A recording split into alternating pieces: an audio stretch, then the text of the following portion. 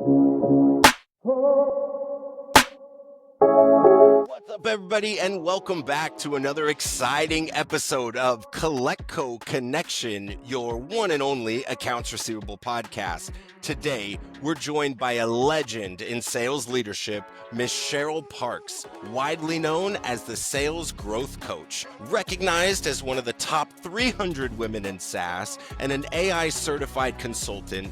Cheryl has made a lasting impact in the world of sales. She's also a frequent industry voice on a slew of top-class sales coaching publications, highlighting talking points like the chaos that is the RFP process, the power of mindset, how to turn life lessons into sales successes, and so much more. In today's episode, we're going to be diving deep into Cheryl's journey into sales leadership, the key to standing out versus blending in, and how leveraging AI-driven insights can take your sales game to the next level. If you're looking to sharpen your skills and future-proof your sales strategy, well, this one today is for you. Cheryl, first of all, awesome to meet you, and welcome to the show. It is a pleasure to meet you. Thank you so much. I can't tell you how excited I am to talk to you. I have to say, I went down just an absolute rabbit hole of your content leading up to getting the chance to speak with you. So, Amazing. everyone tuning in today, I can't tell you how much I would encourage you to go and check out some of the publications, a lot of video content, a lot of literature that Cheryl is fronting with respect to sales leadership. It is truly tremendous. So excited to dive into this. Yeah, So let's do it. I'm let's get excited it too. right. Yeah. So first, I always kind of like to start off with a little bit of backstory. As I said, I did do a bit of a deep dive. So I wanted to ask, obviously kicking off the transition, you were enterprise sales over at Iron Mountain. What Yes. was kind of that transition or adjustment into going, hey, look, I really found kind of a spark in this sales leadership and sales coaching world. Like, walk me through, what did that look like and what were you feeling at the time? Yeah. I kind of have to start with the beginning of my story, which is growing up. I was always the shyest girl in the room, right? And so it took me a long time to mindset march my way through to even having the confidence to, I'll just say, to even apply for positions like that. Yeah. And I decided that what I really liked in the sales process, I used to do, so let me break this down. I used to do everything from prospecting all the way to closing the deal, and then I would hand it over. It's different now, but I did a lot of prospecting. And then as I got into the enterprise role, it became more relationship build. It became more about the organization as a whole. How do you fit the parts together? And that's where I started to realize, like, that's my thing. I Yeah. like to understand how the components fit together, why there's one component that's fallen off to the wayside. And then you bring like human interaction into it, and it's like pouring fuel into the whole I thing, right? love it. As humans, we're just all different. We have our own experiences. So that was really what charged me. And that was the longest stint in my career, so to speak. Excellent. Yeah, I think that, I mean, first of all, you hit the nail on the head, especially with when you are dealing with those larger accounts. The relationship is the bedrock of success. I mean, not even just in the beginning, but when you're a year and a half, 2 years deep into a partnership with someone, them relying and them having that trust and the accountability and that fluidity of how that mutual success grows to, it's just honestly phenomenal. And so I love that a lot of what your sales coaching draws into is the relationship aspect, even touching into like tonality and what your words to use, what words not to use, and like really talking about that inflection to be able to create the tone or the presence of how you want the relationship to be perceived. It like it's so fascinating to me. It's my favorite part of sales, to be fair. Yeah, So 100%. no, 100%. Fascinating is the word, yeah. literally. Yes. And you know as well as I, you have more years in sales than I do.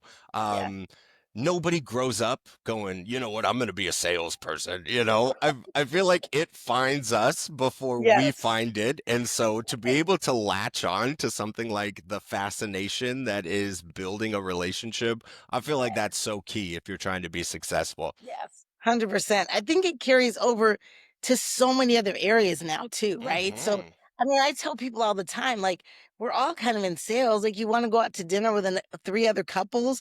What's the first thing you do? You're like, hey, I found three places. Let me show you the food. It says the service is great, right? So I mean, we all dip into it, that influence piece of it, and on some level. So No, yeah, no matter what. absolutely. Absolutely. Yeah. Well, you know what? And that kind of takes me into my next curiosity. So one of the pieces that I dove deep into that you had released was kind of just understanding the differences between blending in and standing out as a seller.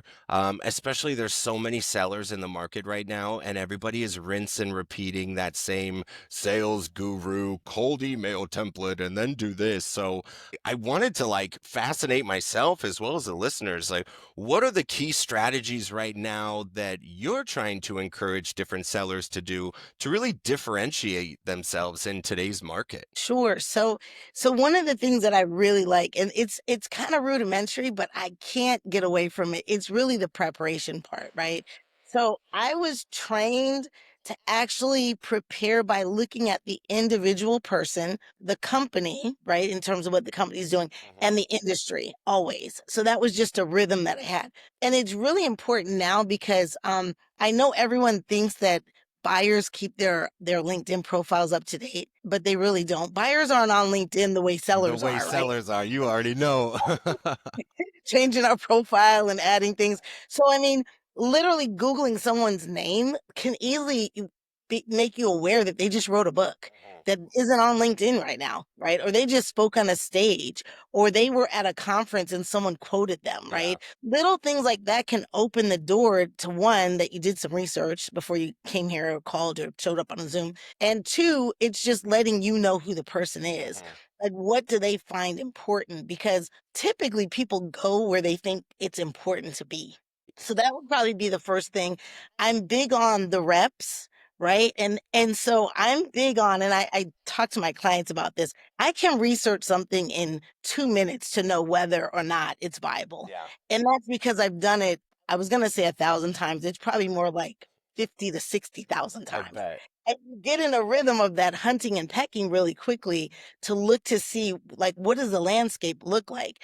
So that's part of the preparation, Mhm. doing the reps. And the only other thing I could add to it for today's economy, today's environment, I feel like it's so important to have business acumen. Mhm. Like, if you're walking in someplace and you're just about your agenda to sell something and you don't understand that they're in an industry, I mean, good example, right? Where the stock market went up, the stock market fell, right? I mean, whatever the process is right now, the buyer you're talking to may not know that, but they may impact other areas within the business landscape. And Definitely. so I can tell you, when you get to a decision maker, if you are calling on someone and you're talking about tens of thousands, millions of dollars, I Mhm. can guarantee the decision maker knows that the market went up or the market fell. Right.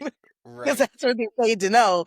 So things like that really help, and that's where the preparation comes in. I love that. I love that. It's funny. I was just talking to another sales professional last week, and he asked me such an interesting question that I honestly didn't know how to answer. He's like, "Hey, Chris, what is your approach for breaking into new markets or to break into a new opportunity?" And Uh-huh. I sat there for a minute, and my answer, you phrased it way better than the way that I did, but essentially I told him, man, it can't be a one size fits all because it depends on that research. Am I talking to an enterprise? Am I talking to, an SMB? Are the industry? Am I talking to like a retailer or some bigwig in the finance world? And so all these like moving parts and components, along with what you could learn about them specifically, they all tie into what my approach is going to be. And so Yeah. I think that you nailed it again. That preparation really is the foundation for any type of success once you finally get them on the call. And we all know how hard it is just to get that part going. Yes, 100%. And if you get into a rhythm, it'll seem challenging, difficult, hard to do initially, but you'll create a rhythm for yourself. And if you make that your best practice, to always be doing, and I don't mean so much research that you're not doing the work. I Right. mean, just being able to go through it at a pace. You probably could spend, you know, candidly, on an enterprise deal, you shouldn't be spending 5 minutes. But if you're making calls in and you're tasked with a quota, a Hmm. number, right? Like look around for 2, 3 minutes, right? I mean, Yeah. yeah, unless you're just, you're on a dialer. And I mean, they're just different things today, right? But if it's me and I'm gonna own the relationship, I want to know a little bit more about who I'm calling so that I can tailor my messaging to something that may be of interest to them. Yeah, yeah, and really, I mean, you're just looking for that familiar trigger word. Like, what can I say where you go, Correct. ah, this guy Yes. knows, he knows. Right. I'll tell Yeah. you, I so you're on LinkedIn heavily, and I see all these different sales reps talking about try and send the video DM. And so I never done it before, but last week I was like, you know what? I'll take a sample size of Okay. 10. I'm gonna Yep. do my research, pop onto the website real quick, any LinkedIn, Yep. personal LinkedIn, and then just, hey Cheryl, this is Chris. Saw we were connected on LinkedIn, XYZ and onward. Have you done anything like that, or what do you think about that approach? Full transparency, I've not done the video DM. I think it's good. I would suggest it. I do voice notes all the Ooh, time get because in. I'm walking, I'm just, talking less than a minute, Hmm. right? And literally I've looked at your LinkedIn, I found something that like is of interest to me about you. Yeah, And so I'm looking for that nugget. And it's not a nugget that I think you're gonna go, oh my gosh, yeah. she looked at my LinkedIn. It's just something I could be excited about No, and something definitely. I can genuinely try to connect on and let them know like I am interested enough that I actually looked at your whole about section No, and for went down the sure. rabbit hole, as you said. So I don't do a lot of video. I think I may have done 3 or 4 like previous, but I do tons of voice notes and I get tons of people coming back going, thank you so much. I never got a voice note before, right? I mean, you just want to be different. Yeah, that's standing out, Yeah, yeah, anything to set you aside. I that's need right. to up my voice note game, I'll tell you. Yeah, Um, and it's nice because it's the voice is our fingerprint as well, right? So inflection, I mean, the tone of your voice, the rate of your speech. I can tell you that when I was doing heavily coaching, I personally think people select coaches based on the rate of speech. If you talk way too fast for my, processing, right. there's a good chance I'm going to opt out of that, Super, right? yeah. But if you talk way too slow, I'm like, "Oh my gosh, like, this is killing me. I can't do it." So it's that cadence, Yeah. the cadence and just the tone, the tonality, No, like, we for can't get sure. away from that, Well, right? I think that you said something really strong as well with the voice note is it doesn't have to be some mind-blowing thing that I found out, but if they can tell in how I'm saying it that I'm excited about it, like I'll give you Yeah. an instance. I was looking obviously at your LinkedIn profile and I saw Mhm. two really cool commonalities between us. The first is right now, are you living in Oakland, California? I am. Get in. So California is my born and bred. I lived there my whole life. It got a little Wow. pricey for me. So Yeah. 5 years ago, I moved out to Texas. But Yep. from top to bottom, California will always be my home. The Yes. Yeah. second fun thing is, did you go to University of Houston? Did. That's my world right now. Are you kidding me? That's where I'm at right now, Houston, Texas. That's amazing. Is that Now, wild? I'm just going to tell you, when you said that, I literally saw myself lean in. When you said there are Right? two personalities and California, I'm like, oh, and Houston. Literally, like I'm thinking on what you just said. I'm like, I actually leaned in when he said it. Right. I got Right? nothing to sell you right now, Cheryl, Yeah, but for I know, right? for everybody listening, it's literally just as simple, I think, as that. I was Yeah, genuinely excited to because we are two states many miles apart and we both have a yeah, whole life of experience living in them. That is so cool. 100%. I love Yeah, that. yeah. Let's jump into AI. In my Okay. world, AI is like whew, at the forefront. As I mean, I'm in the finance world, Yep. clients and workflows and AI called guided Yep. messaging and all that. Um, but from an AI and data-driven insights perspective of how it's transforming sales, like what would you recommend sellers should embrace with these tools to like avoid losing that human touch? I feel like the shot off the hip expression is, oh, yeah, we're all going to be replaced by these robots. And I really don't think that's the case. But since it's still such a new landscape for everybody, like how do you think that sellers right now should be cohesive with some of these awesome new technologies instead of just completely avoiding them? Yeah, I think so. A couple things. There are going to be people listening that probably have been around for Y2K when we went from Oh 1999 to yeah, and the 2000. whole And internet was gonna shut down watching the we, IRA. yes, we were supposed to be a paperless society. And this is 25 years later, we still have We're paper. still going So strong. yeah, believe me, AI is going to change some things, Mhm. but it's not going to shut everything off that you're used to. Now, in terms of how to, here's the one nugget I would say that I'm finding is that everyone gravitates to a Chat GPT. Mhm. ChatGPT is like the Kleenex or the Xerox of OpenAI right now, Right. right? So everyone thinks that's all that's around. I think making sure you're using the right tool for what you're doing. So if you're actually doing research, there are other tools that are better for research than ChatGPT. Believe it Time. or not, believe it or not. And so, like, you could go to a Perplexity, right? You could go to a Claude, Mhm. and you could actually get deeper into the research than you can on ChatGPT. I'm not saying chat won't go there. You're just going to have to use it as a thought partner to get to what you want. Yeah, Whereas the other tools were built for that. I love it. So it's just, and that's always the way it's been, is using the right tool, right? I mean, Yeah. yeah, you wouldn't use a spoon to like dig a swimming pool. I mean, we have Right. to have a tool.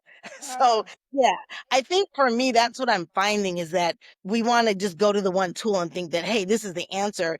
And I think it's asking the question of the AI tool you're using, which is the best tool to use for what I'm trying to get to, Yeah. if that makes any Yeah, sense. the power is in the prompt. It really is, regardless of Yes. what platform you're using. And goodness, you use an expression that I myself have used when talking about AI. And I think that it's the perfect, you said, Chat GBT is a great thought partner.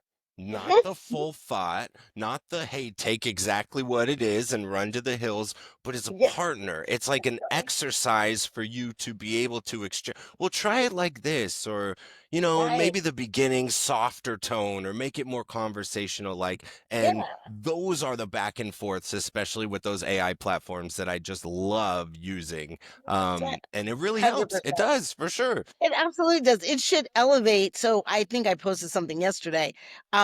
AI amplifies best sellers. Yeah. It will take you up a level. It will help you be a little faster with your thinking, Mhm. but always we should author our own. These are Always. our thoughts, Yeah. right? And so we should be pulling them from some of the open AI tools and adding our context, our thoughts, our story, whatever the case may be to them Yeah. to make kind of live, right? To bring life to them. No, totally agree. When I mean, like, writer's block, for instance. There are times that I've gone in and I had like a snail of a concept of something that I want, but it wasn't fully baked. And by the time I got to a fully baked product, I don't think I used any of what ChatGPT gave me, but Right, it right. got the wheels. All it needed was one line and go, oh, that's an interesting angle that I could take. And then you just continue to play with it. So, I mean, it's cool. Thought partner is the ultimate type of relationship to have with some of this technology, I think, for sure. Yes, 100%.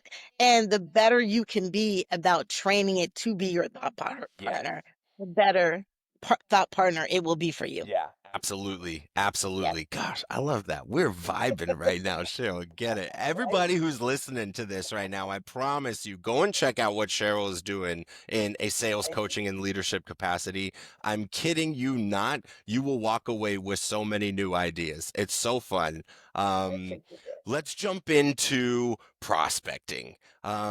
Everybody's got their own kind of tips and tricks and do this or don't do that. So, very surface level, but just for what advice do you have for staying disciplined and committed to outreach, even when the motivation dips? Which I know there's so many sellers again in the market right now that, man, you're in a sea of probably a trillion people reaching out to this rev cycle manager or COO or whoever. So, what are some of the things that you tell yourself or teach others to like, hey, man, stay in the game. Let's get it. Yeah. So first of all, stay in the game. Let's start there. Yeah.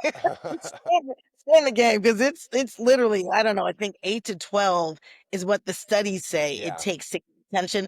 It's probably more like 12 to 16, and that's if you're just average, Yeah. right? I mean, that's just the average. You can just keep touching someone and they're either gonna say, "Leave me alone," or, "We actually have a need." Yeah. Okay, so that's number 1, stay in the game. The second thing that I would say, for me, I can only speak from my experience, but for me, I had to gamify everything.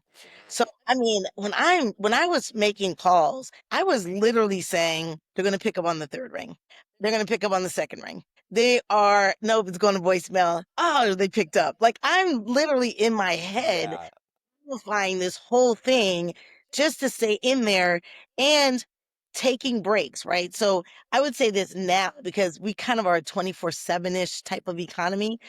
I mean, you just have to know when I manage my energy a lot more than I manage my time. Now, understandably, if you're in corporate sales or you're the leader, you know, you can't dip out in the middle of the day for 4 hours to Right. take a sandwich, whatever. But I manage my energy more than time. Looking to be at my energetic best when I'm on calls, when I'm making the dials, because Yeah. I need energy to come through. And in addition, I'm also looking for little things like how can I get inspired? Like motivation does not show up when we need it ever. It just doesn't. Oh my But God. Preach.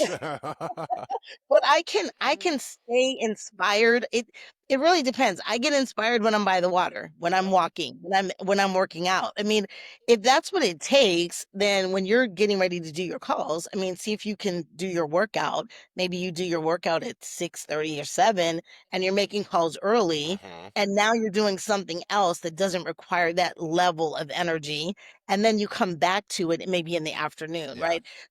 It's really a personal thing to gamify it, talk to what you say to yourself matters. If you are telling yourself like, "Oh, I'm gonna make these 100 calls and no one's gonna answer," Yeah. they aren't gonna answer, you Probably, know? yeah, you're putting that into the universe. That's the energy. Yeah, but you wanna just make it light and airy. Don't take yourself too seriously. A real quick story. I used to work with a gentleman years ago, and he would leave these long voicemails, and then he would say on the voicemail to like, the sea level, okay, that was terrible. Just delete that. I'm gonna hang up and call back and leave you another voicemail. No way. Yeah, I'm saying that's the best way to do it, but you have to guess that the person listening is like, who in the world is this? Yes, I mean, Right?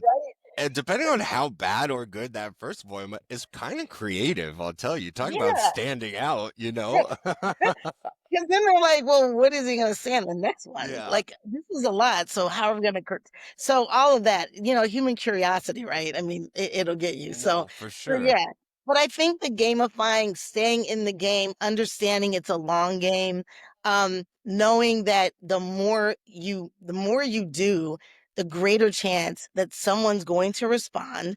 You'll then start to know what it is they're responding to, so you can use more of that. Mhm. And if you don't stay in the game and you don't try to switch things up, you'll never find that out. No way. Yeah, you won't. I can tell you right now, today, this morning, I'm finding out things, even just talking to you right now, I'm finding out things about myself that I didn't even know. Yeah. Right? I mean, I'm finding out things that I didn't realize either resonated or that they know. And so if you don't stay in the game, you'll never get to that place. It's a very special, magical thing for you to stay in the game. No, it really is. It's such a Yeah. money thing. Staying in the game is funny when I asked you and you said gamification, those mental Mhm. exercises. And I think that we could even just overgeneralize into like, man, if you're in sales, you got to take care of your mental health, man. You got to be in such a strong mindset to even show up. Because, I mean, like we said, nobody asked for this. We accidentally Correct. found this, and here we are. So protecting your mental is like at the forefront. Um, Yes. Trying to think gamification. So I used to work in a call center, lots of heads. It was kind of mundane. But one of the things that I would tell myself, or my advisor told me to do, he said, set your goal on how many no's that you want to get today, not Yeah. yeses. Yes. But find the no's. And so Yep. what it did is it takes that rejection and you gamify it. And now instead, every now and then you get a yes and you're like, all right, solid, booked an appointment, we get it. But I'm trying to get back to chase those no's. And Right. just that little switch, to going back to motivation and just keeping at it with the consistency for that Yes. time, for what I was trying to sell and doing, it really made all the difference in the Oh world. yeah, it is. It's mental, and it's like you said, keeping your mental game strong, Yeah. because handling that is probably the number one reason so many people jump in and jump out, Yeah. right? And then buyers over the years have felt kind of bruised and not taken care of and all the Hmm. things because someone jumped in for 2 months and they're like, I'm just gonna wreck it. And then I'm like, yeah, this isn't for me. I gotta go. Yeah. 100%. Right. So 100%. yeah, So on the money there. So, I mean, you yeah, guys heard it. Rule number one, just stay in the game. all the Good, game. bad, indifferent. You're having a bad day. Well, check it out. That means you're overdue for a great day. Right. That's So right. stay in the Yep. game. Yes. I know that we're getting short on time, Shoal. I would just want to ask you one more question. I'll let you get out of here. If you could just give one piece of sales advice right now to professionals looking to accelerate their growth, it's 2025, we're just kicking off the year. What would that one little nugget of advice be? Okay. So this is not earth shattering, but literally be a better human. Okay. And I'm going to tell you what this means. So be a better human, right? Like understand there is so much happening in the world. People have so many things happening and going on. Do some research to figure out, like, are they a thinker, are they a feeler, that kind of thing. Understand what's happening in their industry. I Hmm. can remember calling on places where um I won't even get into it, but tragedies had happened, right? And we still had to make calls. Right. And just acknowledging that sometimes things are happening in communities, being sensitive to that. I would say be a better human, increase or enhance your business acumen, read, listen to shows like this one, get the knowledge so that you can have a broader conversation and then go deep when the time comes. But I think what happens sometimes in sales is we try to go deep so fast, we haven't let them know that we actually understand the landscape Yeah. and we're just trying to get to what we want to get to. So yeah, I mean, I summarize it in be a better human, but at the end of the day, it's just learning, understanding, applying, um, listening clearly, Yeah. listening is a big deal, right? And just understanding that people have lots going on. And that doesn't mean you can't do your job. It just means understand that you as a better human, they're gonna want to do business with you because you understand that it's not just about you. Yeah.